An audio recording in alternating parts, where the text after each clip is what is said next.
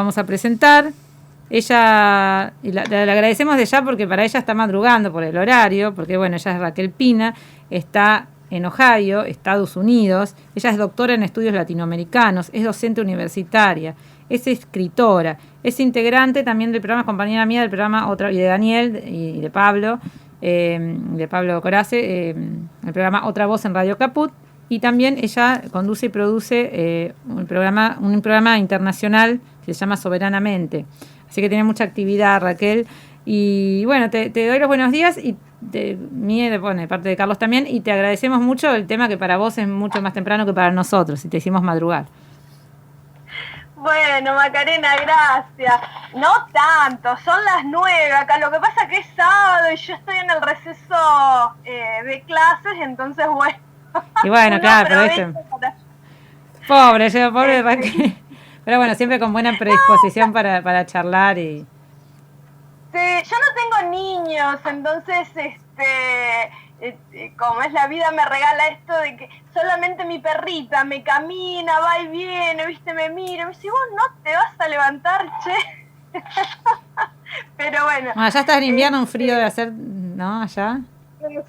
Eso también, estamos en invierno. Claro. La verdad, Macarena, que todo el mundo siempre me pregunta la temperatura, ¿viste? Sí, y vos sabés que yo no la miro la temperatura. Pero sí, ya estamos, por ejemplo, ahora estaba mirando acá, son 29 Fahrenheit, en la ciudad donde yo estoy sería -2, ¿viste? De los nuestros. Claro, no hace frío. 2 grados. Sí. Pero, bueno, claro, es duro para los que vivimos en la Pampa Argentina, pero acá suele llegar a 20 grados bajo cero, así que estamos, todavía esto está bien. Raquel, ¿vos desde qué año? De 2004, ¿no? ¿Era que estás viviendo allá o antes? No me acuerdo exactamente el año para contar. Sí, 2003. Fue después del 2001. Después del 2001, digamos. claro. Claro, de las migrantes, las y los migrantes que se llevó el 2001, digamos.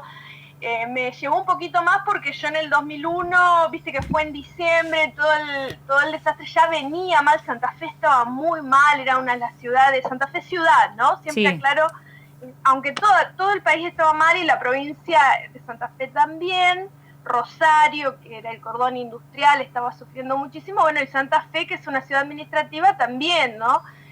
Y me llevó un poquito más porque yo en realidad, viniendo de una familia obrera, mi única posibilidad fue una beca que me ofrecen acá.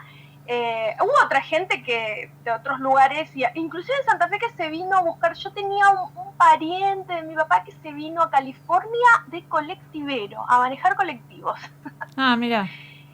Ajá, o sea que con estudio, sin estudio, la gente buscaba salir y la posibilidad de irse del país, digamos, una posibilidad de sobrevivir y encontrar un trabajo. Lo que estamos viviendo, claro. Claro. Yo vine con una beca acá y bueno, sí, me considero una exiliada económica de esas épocas, pues yo no me quería venir en realidad. Estaba el gobierno de la ruina. ¿Y sí? Ay, mira el chiste de la ruina. Qué bárbaro esos tiempos. Y nos ha faltado escribirlos, filmarlos, testimoniarlos. Sí. Siempre yo le cuento a la gente porque digo, no, que vos, Raquel, tenía la cabeza más acá que allá a veces, ¿no? Porque es bien argentina. O sea, no. A veces le digo, ay, Raquel, pero vos estás preocupada y estás viendo las noticias. Es un trabajo, ahora también te felicito, como la felicité a Daniel, el trabajo enorme que haces en la comunicación y este proyecto también de que empezaste tu programa a nivel internacional, que yo fui convocada, también me han charlado con ustedes y la verdad que estar allá y estar siempre pendiente de lo que pasa acá, no decir, bueno, hago mi vida, ya está, formé mi familia allá, estoy bien, no, es como que siempre tener la cabeza acá y lo que nos está pasando a nosotros, ¿no? En realidad toda la temática del migrante es compleja, ¿no es cierto?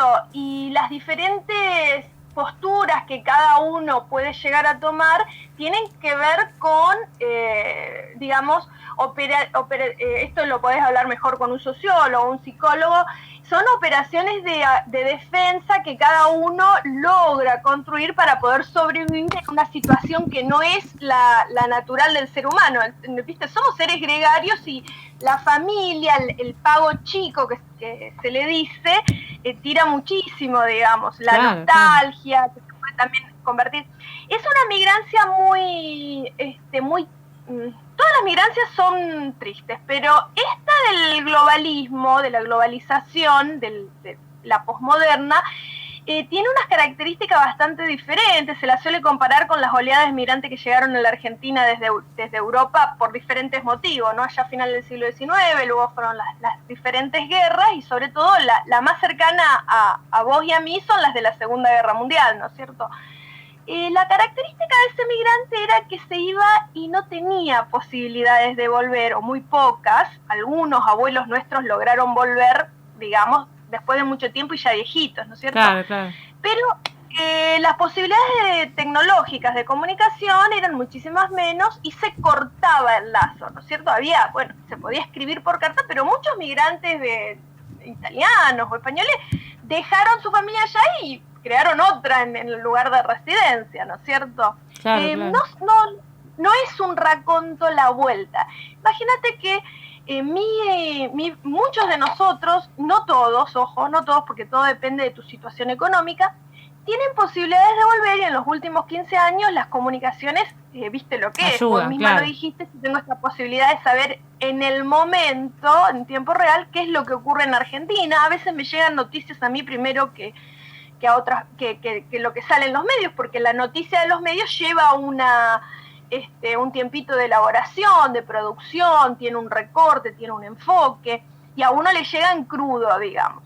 El mejor ejemplo que tuvimos acá de algo similar a esto, que lo brutal que puede ser esta conexión, fue el golpe en Bolivia, ¿no es cierto? Y aquellos que estamos conectados con diferentes grupos de activismo, acá se le dice activismo, pero es militancia, fue bastante duro, las represiones nos mandaban los crudos como denuncia, digamos, y también implica una enorme responsabilidad, ¿no? Porque una vez que vos sabés lo que está ocurriendo, tenés que tomar la decisión, bueno, ¿y con esto yo qué hago? ¿Viste? Sí, es verdad, yo me pasaba con Rubén. Claro, si estás en circuitos académicos, sabés que eso, la única defensa que tiene el pueblo reprimido ante un ataque de un sistema del aparato represor de un Estado, sobre todo lo que fue el gobierno de la dictadura, del año de dictadura que sufrió Bolivia, fue brutal, fue racista, fue tremendo. Sabes que la única defensa que hay es la exposición ante la comunidad internacional, y que de alguna manera les dé un poco de vergüenza, aunque los nuestros ya han perdido todo tipo de vergüenza, hasta la mediática, digamos. Yo me acuerdo en esos tiempos de hablar con gente de Bolivia. Me decía mi hermana, ayuda, y llorando, y vos decís, ay, ¿qué puedo hacer? Y sentís esa impotencia, vos decís, ¿qué puedo hacer desde acá? Bueno, más que difundirlo y tratar de hacerlo visible, ¿no? Pero realmente sí fue muy duro todo ese tiempo. Exactamente, pero bueno, eso marca más o menos las diferencias de las migrancias a muy grosso modo. Es todo un tema, ¿no es cierto?, entre lo que fueron las migrancias anteriores y lo que nos propone la globalización. Y sí, desde que pasamos al balotaje en el 2015, antes yo estaba muy conectada con mi familia, y mi Facebook tendría, no sé, unas 300 personas de contacto. Fue a partir del balotaje la posibilidad de que volviera un gobierno con rasgos neoliberales, como lo fue el macrismo. En realidad fue el neoliberalismo que habíamos logrado vencer en el 2003 con las elecciones en las que gana Néstor Kirchner, que regresa, ¿no es cierto?, a Argentina. Y ahí fue que empecé una reconexión, fue una sobredosis de argentinidad, ¿no? Claro, claro. Con el país y ponerme al día con muchas cosas. Ahora, Raquel, te quería preguntar, ¿no? ¿Cómo estás viviendo lo que está sucediendo en Estados Unidos ahora? Y que nos ayudes a nosotros a entender, porque pues yo le decía a Carlos, a veces las cosas son más profundas de lo que parecen, ¿no? ¿Por qué hay gente que lo sigue a Trump? ¿Qué representa Trump? ¿Qué vieron por esta gente que lo sigue? ¿Qué ve en Trump? ¿Qué intereses podría llegar a representar, no? Porque, como para vos que lo estás viviendo ahí de cerca. Claro. Bueno, mira, una de las cosas en las que yo te puedo contar de la experiencia que yo tengo, que puedo linkear, digamos, a qué es lo que viene a representar el presidente Trump para los Estados Unidos. Trump y Biden, ¿qué representaría Biden también, no? para comparar. Claro, Biden, bueno, y Bernie Sanders, bueno, toda la gama de personas que se presentan. Lo que hay que tener en cuenta siempre es que la gama de personas que se presentan en una elección democrática, en las repúblicas, modernas, digamos, a partir de que existe el voto universal, obligatorio y ¿cómo se dice? No se dice privado, ¿no? No me sale la palabra ahora. Secreto. El voto secreto que te permite una cierta libertad con tu conciencia de ir a un cuarto oscuro y votar, tiene que ver con, en una sociedad de masas como la que vivimos nosotros, y utilización de los medios, tiene que ver con una proyección personal, ¿no es cierto?, de identificación con aquel líder al que vos vas a elegir para que lleve las riendas del gobierno. A veces se hace con más conciencia, a veces con menos conciencia. Lo que ocurre aquí en Estados Unidos, y esto es algo que cuando yo llegué acá, a mí realmente me desarticula todas las imágenes que nosotros tenemos de los Estados Unidos, que vienen a partir de la colonización que produce Hollywood, que tienen que ver con una imagen proyectada por el turismo, aparte, etcétera, etcétera, y una imagen política muy fuerte, ¿no?, de los Estados Unidos como la democracia más sólida, entre comillas, nunca hubo un golpe de Estado, etcétera, etcétera. Fue cuando yo empecé a dar clases en la universidad acá en Estados Unidos. Yo estoy en el Midwest, no estoy en una ciudad grande, no estoy en Nueva York, no estoy en Los Ángeles, no estoy ni siquiera en Detroit, es Columbus. Es una ciudad, para que la gente se más o menos proyecte, es muy similar a la Santa Fe, de Santa Fe, de capital de la provincia. Es una ciudad administrativa, una ciudad universitaria, y la universidad de acá es la más grande en número en todo el país de las estatales. Vos tenés dos niveles, las Ivy League, que son las famosas Harvard, Yale. Sí. El segundo nivel, que es la universidad esta de las Big Ten, las grandes 10, o las 10 más grandes, que son las que tienen equipos de fútbol que juegan en las ligas universitarias más famosas, ¿cierto? Claro. La Ohio State University. Esta universidad de esta región, de lo que se llama el Ohio Central, recolecta cerca de 50.000 estudiantes, entre ellos 5.000 estudiantes del mundo, que vienen a estudiar del campo. Claro. Entonces, claro, 50.000 es un número muy grande, ya es la más grande, y el Community College que existe acá, que son 2 años, también es el más grande, son 30.000. También estos recolectan, el Community College te va a recolectar a la gente que no puede acceder a la otra, que es pobre, claro, pero tiene que pagar también. Sí. Entonces yo trabajé en la otra de unos 10, 12 años y ahora 10 años y ahora estoy en esta, 8, no, ya ni me acuerdo. Bueno, una cantidad importante de años y ahora estoy en la otra, ¿no es cierto? La misma cantidad de años. Entonces en el aula yo vine a conocer a los chiquitos de 18 años, chiquito digo porque yo ya estoy pisando los 50, que salen al mundo. ¿Viste? Muy similar a los procesos que tenemos en Argentina. Esto no es diferente, digamos. La Argentina no está no inserta en el mundo, tiene sus reflejos de lo que es la estructura mundial de organización urbana, ¿viste? De las ciudades que, bueno, nosotros queremos industrializarnos, no nos dejan, este es un país industrializado. Entonces, ¿qué receptás acá? Receptás mucho de lo que se llama el Bill Hill, que es el hill, es montaña, ¿no? Entonces sí. es la persona que no tiene formación o que no aspira a la universidad. Después tenés la que sí aspira a la universidad. Entonces los que van a la universidad no quieren ser los Bill Hill, ¿viste? Claro. O sea, es o redneck, cuello rojo, porque trabajas en el campo y se te pone rojo el cuello al estar agachado. Y en la ciudad, al urbanizarse, ya es el white trash, que quiere decir literalmente basura blanca. ¿Qué es esto? Bueno, son los despojos de la sociedad moderna, que no tiene lugar para todos. Antes era un 6-7% que quedaba por fuera, que era lo que Marx llamaba el capital de reserva. Perdón, la mano de obra de reserva. Sí. Hoy en día es la masa marginal, que tenemos un intelectual en Argentina que yo recomiendo mucho su trabajo, que analiza que hace una revisión del análisis marxista urbano aplicado a la Argentina y a Latinoamérica, que es muy bueno, José Nun, y él habla de masa marginal, porque esto ya llega al 30 o 40% de las poblaciones en la urbanización moderna, no tiene un lugar donde vaya a poder trabajar, ¿viste? Entonces vemos lo que es la lucha constante de los países por llevar adelante una política monetaria que les permita insertar al 100% de la población, que es el objetivo de cualquier sociedad humana que realmente tenga humanismo hacia su interior y no tenga lo tecnócrata y el mecanismo tecnócrata de marginalización que tenemos nosotros, que te va deshumanizando, ¿no es cierto?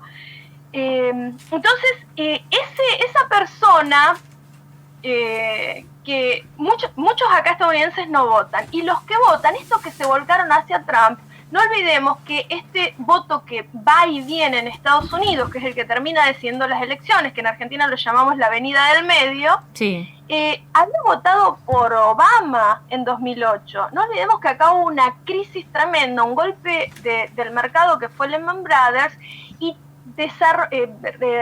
reventó la burbuja de propiedades de los Estados Unidos, y acá hay 8 casas por cada persona que está en la calle, 8 casas vacías por cada persona que está en la calle en Estados Unidos. Claro, la desigualdad también, la desigualdad también no es una cuestión, porque uno siempre piensa, no, con el país del primer mundo, la desigualdad no es patrimonio nuestro, ¿no? De Estados Unidos también. No, y yo le recomendaría a la audiencia que busque, cuando habla, que no se hable de pobreza, o sea, la pobreza es uno de los mecanismos. Yo a veces hablo de los obstáculos epistemológicos, es decir, aquellas palabras que no son fáciles, que se convierten en una especie de micro relato diario que nos tapa la realidad, no nos dejaría conocer la realidad. Y una es la pobreza, porque en realidad lo que hay que hablar acá es de desigualdad y la mala distribución de los recursos de las sociedades, ¿no es cierto? El coeficiente Gini, G-I-N-I, es el que deberíamos estar viendo para ver cómo es que se distribuyen los recursos de cada país hacia su interior. Y ahí vos tenés un parámetro donde vos podés empezar a ver que Estados Unidos y algunos de los lugares de Estados Unidos, como son la mentada Nueva York y Washington D.C., que es donde ocurrió este descalabro del otro día, que fue un escándalo por lo que representa Estados Unidos, fue un escándalo, porque si vos vivís acá adentro, el día anterior y todos estos meses del final del año de Trump, acá se veía venir esto, o sea, se veía venir que esto iba a ocurrir, y cuando ganó en el Senado, cuando se anuncia que el Senado quedaba con mayoría demócrata la noche anterior, en el medio de la noche, mi esposo me dice, a las 3 de la mañana me dice, se acaba de declarar que Georgia, tenemos un senador más, queda el Senado en manos en manos nuestras, ¿no? Dice David, porque bueno, obviamente él vota a los demócratas, como persona universitaria, estudiada, intelectual, que vive en la ciudad, esto te lo digo porque es una característica que viene al caso, progresista, y me dice, mañana esto va a ser un desastre, me dice, se viene una violencia, y bueno, fíjate lo que fue al otro día, fue el escándalo mundial, claro. Que tiene que ver, o sea, no es algo que no se prevea, prever como de ver con anterioridad que esto se viene. Y como te decía, vos tenés un electorado que está totalmente destituido y muchísimos de esos no votan, ojo, esa es la otra cuestión, ese es el otro problema que tiene Estados Unidos, porque el voto no es obligatorio. Si bien hubo más gente que votó en estas elecciones, yo ahora no tengo los números a mano, pero si bien hubo más gente que votó, Estados Unidos tiene una crisis en cuanto a llevar personas a las urnas, ¿no es cierto? Entonces, la primera militancia que se hace acá es hay que votar y se inscribe a las personas porque el proceso es bastante engorroso, hay que ayudarlos, hoy en día necesitas conexión a internet, entonces se hacen grandes campañas, tremendas campañas, dentro de los patios universitarios, los lugares públicos, porque por otra parte también hay una crisis del lugar público en Estados Unidos. Estados Unidos es un lugar hiperconsumista. Vos para encontrar a la gente, acá sí que no hay ni siquiera público hay acá, lo que hay es gente consumista que los encontrás en diferentes lugares. Te conviene más entrar a un café que irte a un parque, porque allí es donde lo encontrás a las personas, ¿no? Pero son las grandes campañas para que se inscriban para votar. Luego está la cuestión de que vos necesitas plata. muchos no están inscriptos en los lugares donde viven, y en los últimos 40 años Estados Unidos sufrió un gran movimiento, masas internas de migrantes en busca del trabajo, ¿no? Por ejemplo, todo lo que es el Rust Belt de Estados Unidos, acá en el Midwest, en el norte, yo te estoy hablando de más o menos a 7 horas de Filadelfia, 10 horas de Nueva York en auto. Todo lo que es la pradera de los Estados Unidos y el Midwest, esto que se mostraba en la familia Ingalls, que se recorrían, ¿no? Los pioneros que recorrían buscando hacia el oeste los territorios para cultivar, se había desarrollado la industria tenía mucho desarrollo acá, ciudades otra vez como Detroit, como Cleveland, al norte de Ohio, se convirtieron en el cinturón oxidado. ¿Por qué? Porque los capitales volaron en los años 90 y en los años 2000 y dejaron atrás fábricas vacías. Entonces, esas generaciones de trabajadores de fábricas se quedaron sin trabajo y tuvieron que irse. Y la gente migra a donde hay trabajo. Estamos hablando ahí sí de la gente urbana, más bien blanca, que migra a otras ciudades y se inserta en el servicio, porque, muchos están en una edad intermedia que tienen que encontrar trabajo inmediato y no se pueden poner a estudiar. Claro, claro. Algunos logran reinsertarse en nuevas industrias. Todo lo que fue el programa del presidente Obama, por ejemplo, tenía que ver con un corrimiento desde las industrias del petróleo a las nuevas industrias verdes, que se les llama, que es la producción de energía, por ejemplo, en los lugares donde hay viento, la instalación de molinos de viento, ¿no? Modernos. Yo estuve viendo algunos campos de molinos de viento ahora en un viaje reciente que hice a Colorado, y es impresionante. Y también ahora están avanzando con los campos de, entre comillas, voy a decir esto, cultivo de energía solar, ¿no es cierto? En lugar de vos pasar por la ruta y ver los campos verdes o de diferentes cultivos, con diferentes colores por los diferentes cultivos, vas a ver campos de placas solares. Claro, es impresionante. Bueno, esas son nuevas tecnologías. Para eso se requiere, para que la gente trabaje en eso, se requiere una reeducación, un corrimiento, digamos, de las carreras. No todo el mundo tiene el aguante, ni la posibilidad, ni la comodidad de poder ir a una universidad a reeducarse en otros ámbitos, etcétera, etcétera. Implica todo un cambio, ¿no? Y como que todo el mundo está cambiando y es difícil poder adaptarse a todo cuando, bueno, a tantos cambios a la vez, ¿no? Una reinversión de oficios. Sí.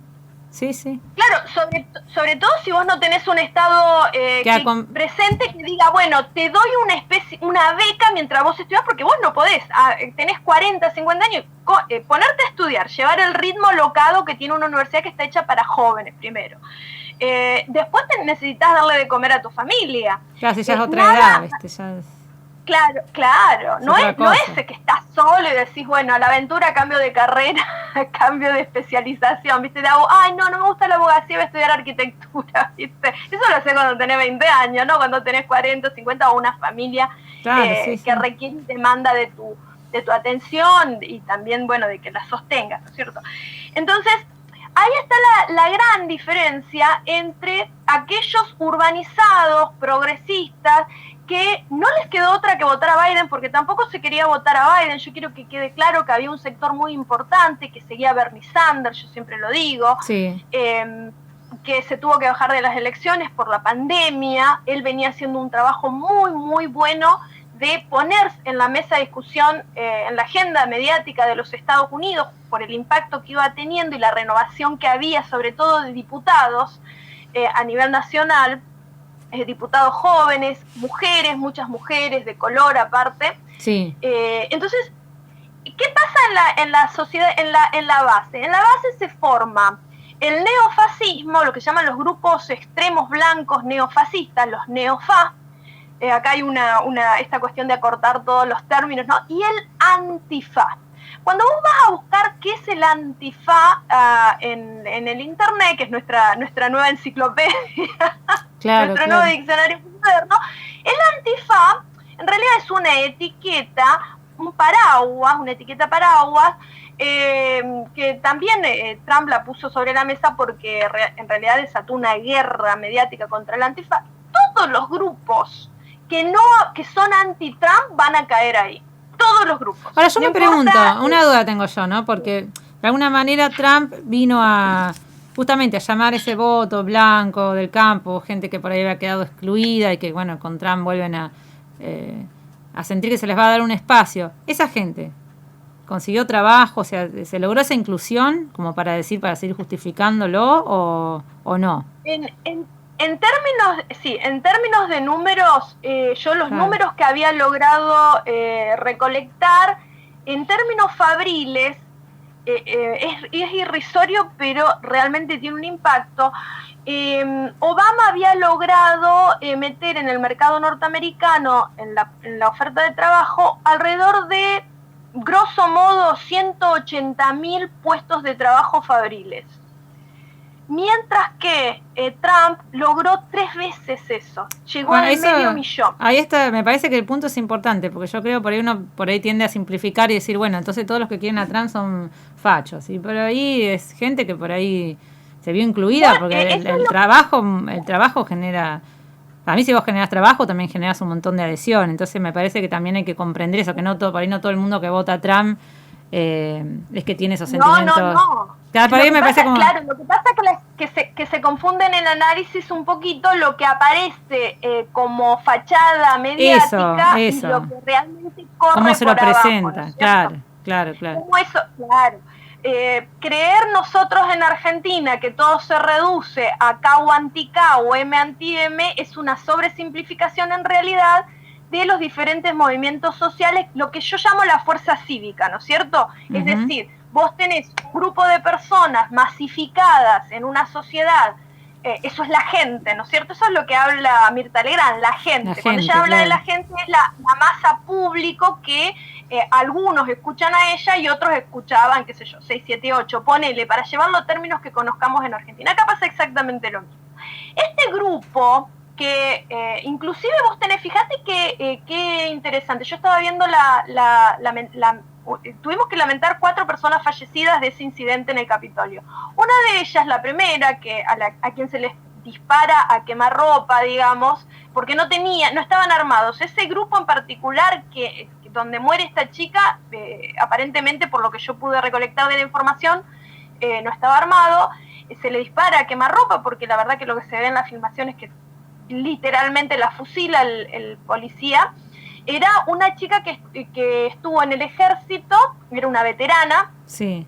Una mujer, no me acuerdo ahora la edad, pero joven, relativamente joven, y que había servido 8 años al ejército de los Estados Unidos en el extranjero, ¿no es cierto? Con estas guerras que lleva adelante Estados Unidos, que es una maquinaria de provocar guerras, porque acá hay toda una industria. Bien.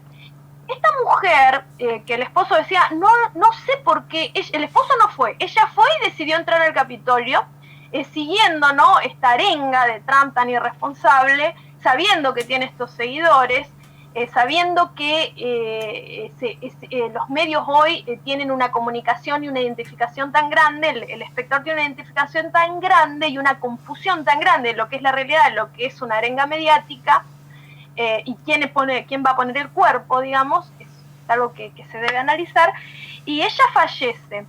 Esa mujer, acá hay toda una industria una industria bélica, está privatizado, hay muchísima parte del ejército que está privatizado, es decir, hay compañías privadas que te entrenan y te llevan a pelear afuera, y a vos te pagan la universidad, Macarena.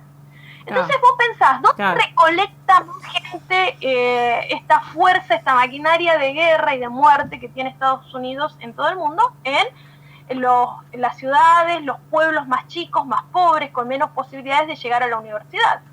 Entonces, vos pensás que inclusive hay otra cuestión. Está la cuestión de los impuestos. Cuando Trump sale y dice en público, yo no pago los impuestos, se hace el vivo y declara menos y paga menos impuestos, algo de lo que... Los otros fugan, los globalistas la fugan a la plata. Claro. Él se hace el vivo y no paga los impuestos, declara menos de lo que gana y no paga los impuestos. ¿Qué es esto? Bueno, esto es el hombre común de los Estados Unidos. Acá vos tenés un formulario de 50 páginas que tenés que completar, que viene con un manual, todos los años, en abril, vos tenés que entregar tu declaración jurada de lo que vos ganaste y de lo que te corresponde por ciertas tablitas de cálculos que existen para entregar al fisco, ¿no es cierto? Ahora, aquellos que podemos pagamos un contador que te cobra algo plano, digamos, y decir, bueno, mira, estos son todos mis papeles, son todas mis boletas, vos te sentás, tenés una entrevista, esa persona te llena el formulario y vos tenés todos los papeles y esa persona actúa como intermediario, ¿no? O sea, como una especie de gestor. Sí. Aquellos que no lo tienen se tienen que sentar a hacerlo, todos pagan impuestos, inclusive los que tienen algún programa social, ¿no? Que les corresponde algún programa social porque están en la extrema pobreza o la extrema institución. No es que no trabajan, trabajan y no les alcanza. Claro. Bueno, y si vos no vivís en un centro urbano, vos no ves nunca, digamos, los beneficios de pagar tantos impuestos. ¿Viste? Claro. Entonces, ahí tenemos un problema, porque cuando el presidente Trump sale y dice las cosas que dice, es porque hay un público que se identifica con eso. Entonces, vos recorres los pueblos chicos y obviamente que vas a tener una ciudadanía que dice, ¿por qué yo tengo que pagar tantos impuestos al fisco cuando no tengo acceso a la universidad? Porque yo no voy a estudiar porque no puedo ni quiero, algunos ni quieren. Claro. Yo no lo uso, yo no lo necesito. Claro, quieren que se abra la fábrica, o sea, las personas votan por identificación con aquella persona que les está hablando en su idioma. Y si a vos, la persona que vive en las montañas de West Virginia o en los Apalaches, digamos, para que la gente se ubique, que serían los lugares más pobres de Estados Unidos, están en las montañas de los Apalaches. Estoy hablando de maestros, mineros. Entonces, si vos tenés un sistema globalista, urbano, que está proponiendo energía verde y tenés un minero y una maestra que viven en los Apalaches, a esa persona no le está hablando el globalismo, que le habla de, vamos a poner molinos de viento. Bueno, mira, esto que estás diciendo lo podemos trasladar acá, porque yo a veces cuando escucho todo, uno obviamente que celebra las conquistas y todo lo que sea ampliación de derechos es bienvenido, ¿no? Pero a veces yo escucho, no sé, por ejemplo, a la ministra de Género o toda esta movida que hay del idioma inclusivo, del aborto legal, y a veces uno piensa también, a ver, yo creo que una persona, y también lo digo, una persona del Chaco, no sé, que realmente porque tiene todos los derechos vulnerados, que no tiene ni para, no sé, el acceso al agua, no sé, algo acá mismo, no hace falta tampoco ir tan lejos, en las villas de Capital, por ejemplo, o sea, que no tuvieron la pandemia sin agua, por ejemplo, ¿no? Y hablarles de lenguaje inclusivo, por ejemplo. A veces vos decís, son agendas que para mí corresponden por ahí a un estrato minoritario. No creo que eso le llegue, no creo que le cambie. Eso es lo que me parece que tiene que ver con eso, ¿no? Sí, con una miopía, no quiero sacar claro, no, me parece que no es lo importante. Estábamos hablando con el economista que los chicos no toman, se bajó el consumo de leche en el país. Entonces vos decís, esos son los temas. Tengo que hablar con la E, hablar con la A, me parece que como que son temas. Está bien, que le quiera hablar así, que hable, pero no me parece que son como para ponerlo en agenda. Como para imponerlo. Bueno, claro, el problema es la imposición y la falta de diálogo y tal vez de sensibilidad ante cuestiones, porque son problemas que tocan, pero no son los más acuciantes para la población. No. Y obviamente que los medios actúan, obviamente que hay, yo vi muchas bromas con respecto a personas que estaban disfrazadas con los avatares, ¿no? Con personajes de cine. Bueno, lo que pasa es que lo que hay que entender acá, que la colonización mediática, todo lo que Estados Unidos dispersa alrededor del mundo, hacia el interior de los Estados Unidos se convierte en una pesadilla. Todo lo que Estados Unidos dispersa como una fantasía hacia el exterior del mundo, yo tengo la teoría de que acá se materializa en forma de pesadilla. Porque una cosa es venir a visitar Disneylandia y creer que hablar con un ratón gigante y su novia... Claro. Eso, yo me río. Yo nunca fui a Disneylandia. Supongo que el día que vaya me van a resurgir todas las memorias de cuando yo era chica y vivía en un barrio obrero de Santa Fe, en los márgenes de Santa Fe, con calles de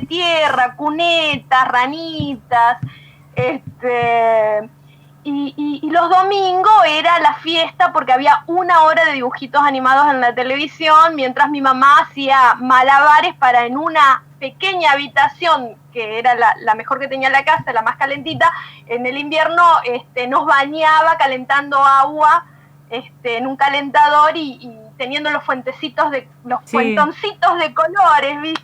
Y hacía malabares porque con un sachecito de shampoo le lavaba y de crema de enjuague nos lavaba la cabeza los tres, digamos. Y era, ¿viste? Bueno, era toda una cuestión. En Disneylandia a mí me va a despertar esas fantasías infantiles, esos recuerdos infantiles. Nunca fui en 16 años que estoy acá, pero yo veo que hay este consumo en la Argentina, esta perspectiva, ¿no? Los cumpleaños de 15 se convirtieron en visitas a Disney de pronto. Pero esto no es Disneylandia. Esto es una realidad tremendamente opresiva que se vive al interior de los Estados Unidos, que tiene 50 millones de personas viviendo de planes sociales, totalmente destituidas, porque cuando vos entrar al sistema social de cualquier país implica que el Estado te ponga el ojo y te diga qué es lo que tenés que hacer y qué es lo que no tenés que hacer, qué es lo que tenés que comer y qué es lo que no tenés que comer, claro. Y qué tenés que hacer con tus hijos, dónde, cómo y cuándo vos vas a gastar, digamos. No es una realidad bonita tener un programa del Estado, es algo a lo que no aspira ninguna persona.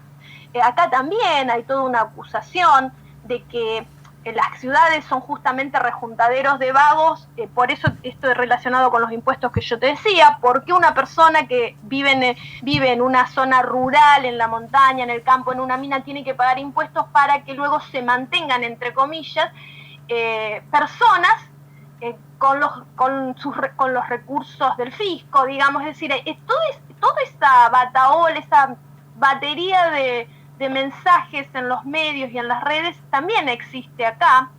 Es una vergüenza tener que recibir un programa social. Hay muchísimas, lo que acá se llaman, son tiendas donde vos vas y tenés es como una especie de garage donde hay mercadería, ¿no sé? Como si fuera un mini supermercado de barrio, pero es gratis. Esos son los pantry food. Es decir, son donde el lugar, en vez de ser un lugar donde vos vas a recibir la bandejita de comida, vas a buscar ingredientes.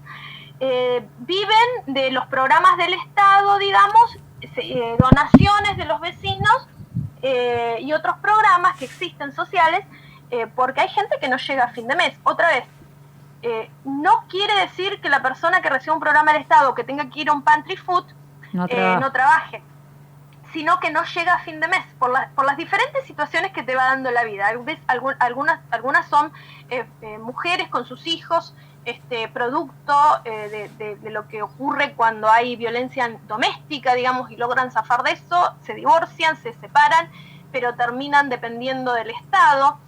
Es decir, las realidades son hay más realidades tremendas. Que tenemos acá también. Las mismas realidades, porque Estados Unidos no escapa de eso. Lo que sí hay en Estados Unidos es una tremenda acumulación de capital en pocas manos. Justamente, recordemos que Obama llega al poder y absorbe lo que fue el movimiento, lo que en castellano se llama Los Indignados, pero era acá el Occupy Wall Street, empieza así, ocupemos Wall Street. Esta misma ocupación del Capitolio, allá en el 2008, 2007, 2008, 2009 había sido Occupy Wall Street, y eran los jóvenes endeudados. Claro. 1/3 de la deuda de Estados Unidos son 3.000, si yo no, soy muy mala con los números, pero si yo no me equivoco, la deuda de los Estados Unidos es 3 trillones de dólares. ¿Raquel? 1 trillón, 3 trillones de dólares. Y 1 trillón es deuda interna, corresponde a los estudiantes que pasaron por la universidad y tienen deudas a 30 años. Claro, como lo que pasó en Chile también, parecido. Exactamente, 30 años. Raquel, ¿sabés que tenemos que ya ir cerrando porque ya tenemos que entregar el programa y tenemos unos saluditos que leer y todo? No te quiero cortar porque la verdad que es re interesante y bueno, un poco reafirma también todo lo que nosotros venimos hablando de que el problema sigue siendo la desigualdad. El otro día estuvimos dando cifras acerca de quienes habían ganado en la pandemia, que la pandemia no fue pérdida para todos, sino que hubo sectores que acumularon más capital y bueno, y es el desafío que tenemos yo creo mundialmente, ¿no? Al final es muy positivo lo que estás contando para que nosotros sepamos, porque por ahí uno ve uno de los medios nuestros, bueno, vemos eso, vemos imágenes, no sabemos qué hay detrás de todo eso y bueno, y pensar yo le decía a Carlos, esperemos, porque realmente estos temas son delicados y uno también tiene que ver qué está pasando en esa sociedad para que pasen esos conflictos. Y bueno, es un tema mundial esto, ¿no? Así que bueno, te agradezco muchísimo y por supuesto podemos seguir en otro momento, te invitamos y te agradecemos mucho por habernos dado tus testimonios. Sí, bueno, gracias a ustedes por la posibilidad del espacio de poder contar un poquito lo que son las experiencias que uno vive acá, esperando que sirva para agregar un poquito de color a estos binarios que generalmente son los que circulan por los medios. Es verdad. Bueno, Raquel, que tengas un excelente fin de semana. Muchísimas gracias por la verdad que sabemos que estás descansando y bueno, y que nos hayas dado este tiempo para compartir con nosotros. Un abrazo enorme y un saludo para